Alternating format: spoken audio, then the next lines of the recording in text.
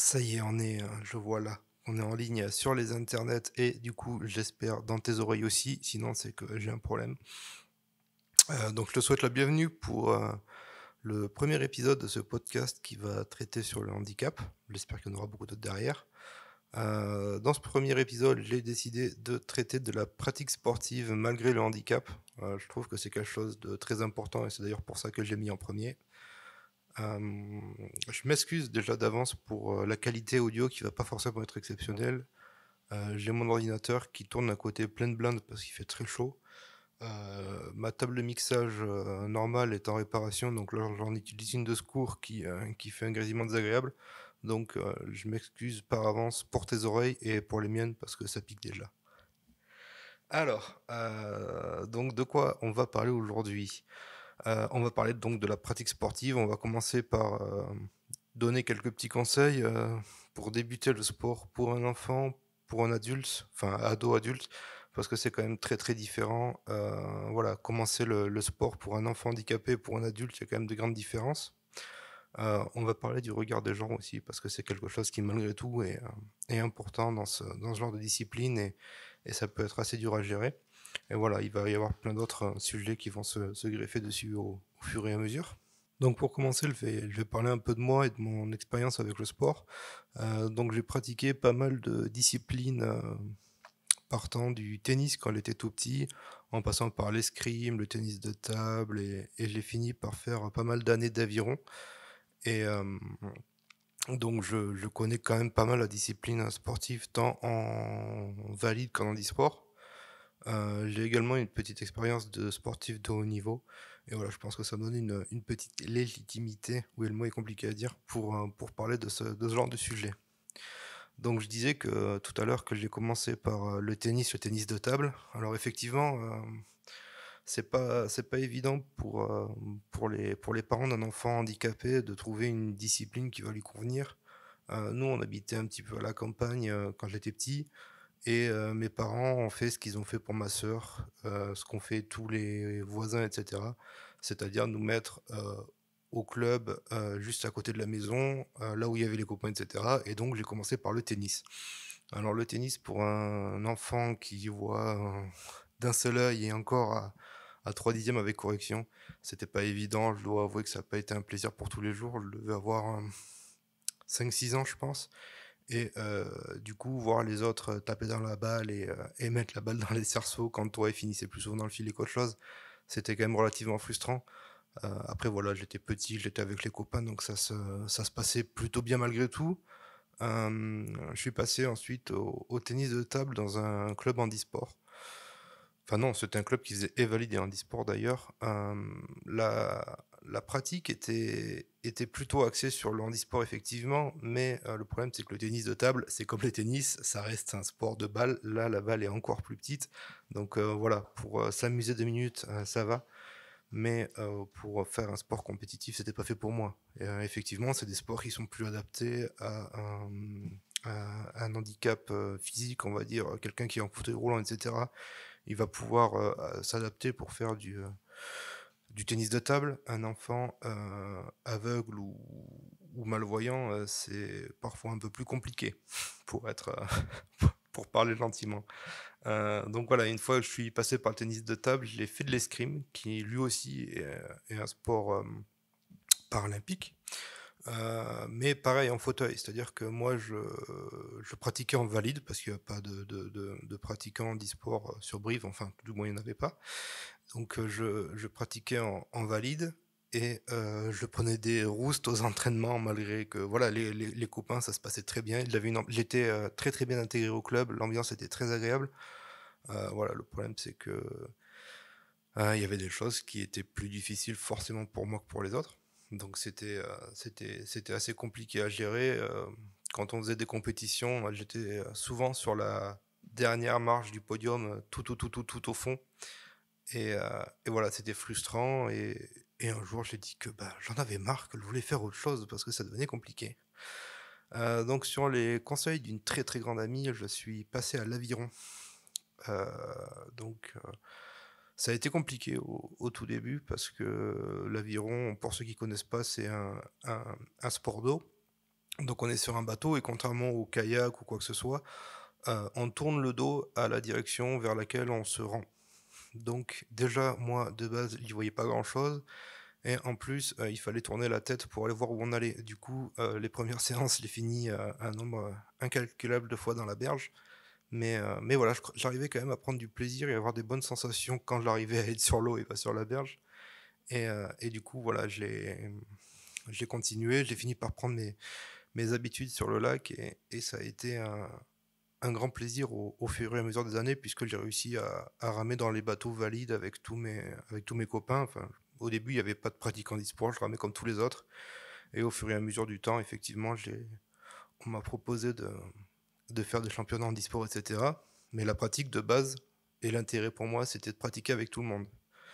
Donc voilà, ce que je veux dire par tout ça, c'est qu'il est important, je pense aujourd'hui, qu'on a la possibilité, grâce à Internet, etc., d'aller trouver les informations, d'aller trouver un club et une discipline qui peut être adaptée à l'handicap de son enfant, parce que effectivement, comme je le disais tout à l'heure, c'est ultra frustrant de faire une discipline qui n'est pas du tout adaptée à nous, surtout quand on est tout petit.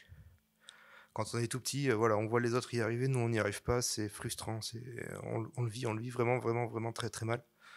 Et au contraire, le sport, pour un enfant handicapé, ça doit être un moment d'échappatoire, un moment où on peut se défouler de la vie quotidienne qui n'est pas forcément simple. Donc la grande différence aujourd'hui par rapport à il y a 25 ans à peu près, ou ouais, 20-25 ans quand j'ai commencé doucement à faire du sport, c'est que justement, comme je le dis, on a l'accès à Internet, on a aussi des clubs, des entraîneurs, des moniteurs qui sont formés et qui sont habitués au public en e-sport. Et ça, c'était pas le cas à l'époque. Je dois avouer que les premiers clubs où je suis arrivé, eh ben, il y avait aucun moyen, enfin les entraîneurs n'avaient aucun moyen d'adapter ni le matériel, ni la pratique à un enfant handicapé. Et en même temps, on peut pas leur reprocher puisque c'était un public qu'on voyait assez peu, qu'il n'y avait pas de formation pour ça. Voilà, eux ne sont pas, enfin eux n'étaient pas responsables nécessairement de cette problématique. Mais voilà, avec le temps, on a appris à accepter plus facilement ce public-là, et c'est quand même une très bonne chose, même s'il y a encore beaucoup d'efforts à faire. Pour ce qui est des ados et des adultes, c'est encore un peu différent, puisqu'on a plus la facilité d'aller se frotter au monde, d'aller se frotter aussi aux autres. Donc on a la possibilité de faire des sports qui sont pas forcément adaptés de base à notre handicap. Alors il y a des limites évidemment, hein. On va pas demander à quelqu'un qui est paraplégique d'aller courir sur ses jambes évidemment, il faut rester logique. Mais voilà, on peut aller essayer des disciplines qui sont pas spécifiquement faites pour les personnes handicapées et essayer d'adapter nous-mêmes notre pratique au handicap. Ça commence à devenir la norme, mais je pense qu'il est primordial que la plupart des structures sportives commencent à se préparer à accueillir du public handisport en mettant des rampes, en mettant des accès plus faciles pour les fauteuils, etc., etc. Puisque voilà, la France va recevoir les Jeux olympiques, oui, et paralympiques en 2024. Et on voit autant dans les transports que dans le reste du paysage français qu'on n'est pas du tout, du tout, du tout au niveau pour accueillir encore et qu'il y a beaucoup d'efforts à faire et que les JO ils arrivent dans 3 ans et que j'ai peur qu'on donne pas forcément une très belle image du pays à ce niveau-là. Faut aussi penser que la pratique sportive, c'est pas forcément au club, que ça peut être avec les copains du quartier, que ça peut être avec des amis d'enfance, etc. Voilà, moi j'ai commencé le sport en faisant des tours de roue avec les copains du village au lotissement. On a fait des centaines et des centaines et des centaines de tours de roue en vélo du quartier. Ça peut être aussi d'aller faire du foot au terrain d'en face. C'est pas parce que tu es à moitié aveugle que ça peut t'empêcher de taper dans le ballon. Alors ça sera pas forcément aussi bien que les autres, mais bon, quand on est gamin, on est tous plus ou moins mauvais, c'est ça l'avantage. Voilà, il faut surtout se dire que la pratique sportive, c'est au quotidien qu'on peut la réaliser, qu'on n'est pas obligé d'aller dans une structure adaptée, etc., que tout est possible. Euh, je veux dire, moi j'ai eu la chance d'avoir des amis qui m'ont emmené faire des sorties en VTT. Alors c'était complètement parfois imprudent, mais voilà, l'imprudence aussi fait partie de la vie. Faire des sorties VTT très très dures qui n'étaient pas adaptées du tout au handicap, mais en même temps, à un moment donné, quand on grandit, on commence à connaître ses limites et à faire ce qu'on est capable de faire et ce qu'on se sent capable de faire. Voilà, s'il y a une descente très ardue, bah, soit tu la fais sur le vélo, soit tu descends à côté. Mais je pense que voilà, c'est là où ça nous permet de prendre conscience de soi et de prendre conscience des autres, c'est de voir ce qu'on est capable de faire et de ce qu'on est aussi pas capable de faire, faut le reconnaître. Je pense que c'est aussi grâce à ça qu'aujourd'hui, j'ai gagné en indépendance, que je roule avec une petite moto qui me permet de me déplacer depuis, une quinzaine d'années, malgré tout. Alors je sais, les dangers que ça peut incomber, je sais, quand je peux ou quand je ne peux pas le faire. Je sais qu'en pleine nuit, il y a des jours où ça devient compliqué aujourd'hui, alors qu'il y a une quinzaine d'années, ça posait beaucoup moins de problèmes et cetera et je fais, les choses par rapport à ça. Donc je pense que la 1re chose, contre laquelle il faut se battre, c'est la peur. C'est, le fait de se dire: «J'ai peur du regard des autres, j'ai peur d'y aller, j'ai peur qu'on se moque de moi» et cetera. Voilà, aujourd'hui, on a des structures qui sont pour l'immense majorité bienveillantes. On a des moniteurs et des entraîneurs que le disais comme je le disais, qui commencent à être très, très bien formés pour accueillir le public, handisport. Heu, on voit de plus en plus de sportifs, on le voit là aux Jeux paralympiques qui se sont finis il y a 2 jours, il y a de plus en plus de monde qui regarde, qui connaît, donc le grand public commence à s'habituer aussi à ça et donc voilà, on n'a plus les moqueries ou on a beaucoup moins les moqueries, bien sûr, il y a toujours des idiots, mais on a beaucoup moins les moqueries qu'on avait il y a 20, 30, 40 ans et et voilà, je pense qu'aujourd'hui, il faut vraiment pas avoir peur, qu'il faut oser se lancer et en fait, c'est que du plaisir. Les jeux olympiques, tous ces sportifs, ça fait rêver tous les gamins et il y a aucune raison que les jeux paralympiques et tous les athlètes ne fassent pas rêver autant les gamins handicapés et que ça ne leur donne pas des envies de faire pareil dans les années à suivre. Après, il faut pas rentrer dans le putassier, je suis désolé, je n'ai pas d'autre terme, et penser que parce qu'on est, dans le handisport, on est dans un domaine où il y a que des gens bien, que voilà, autour des personnes handicapées, il y a que des personnes bienveillantes et cetera. Il y a aussi des côtés bien plus compliqués. J'ai connu un tas de personnes exceptionnelles, grâce à la discipline sportive et au handisport, mais j'ai aussi rencontré des gens, pour qui l'humain s'était perdu en route et je me demande, encore aujourd'hui, bien des années plus tard, pourquoi ces gens ont pris la décision de voilà, de travailler, avec des sportifs et encore plus des sportifs handicapés. Après ça existe, voilà, il faut pas se voiler la face, mais il faut pas non plus se focaliser sur ce genre de choses et se dire que malgré tout, il y a une majorité de bienveillance, là-dedans. Pour ce qui est du sport, de haut niveau, ça a pas mal évolué également ces dernières années. Après, il y a une notion qu'il faut avoir, malgré tout, c'est que, l'handisport est encore, assez peu réputé et donc que quelqu'un qui est motivé et qui a l'envie et qui se donne à fond aura plus de facilité, entre guillemets, à atteindre le haut niveau, dans une discipline handisport que dans une discipline valide. Voilà, moi je prends mon exemple de l'aviron, on avait, en championnat de France, 6 bateaux, je crois, au championnat, quand en valide, on en avait, 10 fois plus. Donc il faut aussi se rendre compte que l'adversité n'est pas la même au niveau des compétiteurs. Après, l'adversité dans la vie n'est pas la même non plus et ça demande des sacrifices encore plus grands. Donc, on tend à arriver et moi je trouve ça génial, à un sport de haut niveau qui se rapproche de celui des valides, à des sportifs qui s'entraînent une fois, 2 fois par jour et on arrive à montrer des compétitions, qui ont des niveaux toujours plus relevés où, le niveau, selon les nations et cetera se rapproche et moi je trouve ça exceptionnel. C'est vrai, on pouvait le voir dans les olympiades précédentes, parfois qu'il y avait des différences de niveau, stratosphériques entre certains athlètes, entre certaines nations. Voilà des mecs qui dominaient la compétition, de fou et des sportifs qui malheureusement étaient très, très loin derrière. Et l'accès justement à toutes ces disciplines et cetera permet que, et le fait que ce soit aussi plus pris au sérieux, permet que, le niveau au final se resserre et c'est quand même primordial parce que, pour le grand public, voilà, regardez, on va dire, on va venir à un exemple comme la natation. Quand on regarde les jeux olympiques où, sur un 100 mètres, tous les nageurs vont se retrouver avec, 2-3 secondes d'écart maximum et à l'époque aux jeux paralympiques où sur un 100 mètres et beh, il y avait parfois des dizaines de secondes d'écart entre chacun.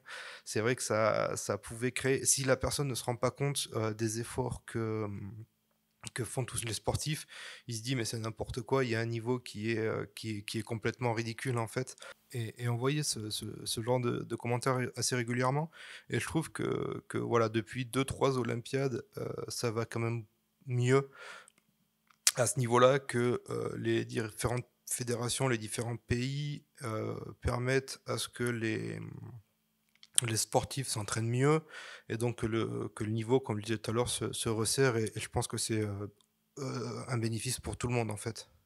Alors c'est encore perfectible et on peut se demander, qu'est-ce qui permettrait, à plus de personnes handicapées de commencer le sport dans de bonnes conditions? J'ai pas de réponse, absolue évidemment, mais je pense que déjà rendre, l'accès aux structures sportives encore plus facile, c'est primordial. Continuer à former des éducateurs, accueillir du public handicapé, c'est aussi très important. Parce que quoi qu'on en dise et qu'on veuille, faire des toujours plus d'inclusion, malgré tout, une personne handicapée n'a pas les mêmes attentes, n'a pas les mêmes besoins, n'a pas les mêmes possibilités qu'une personne valide et ça, il faut que les éducateurs, que les dirigeants des clubs et cetera s'en rendent compte. Voilà, on peut pas, juste, dire, «Bah, tu fais comme les autres», parce que c'est pas comme ça que enfin, dans la majorité des cas, c'est pas comme ça que ça fonctionne, surtout pour les enfants.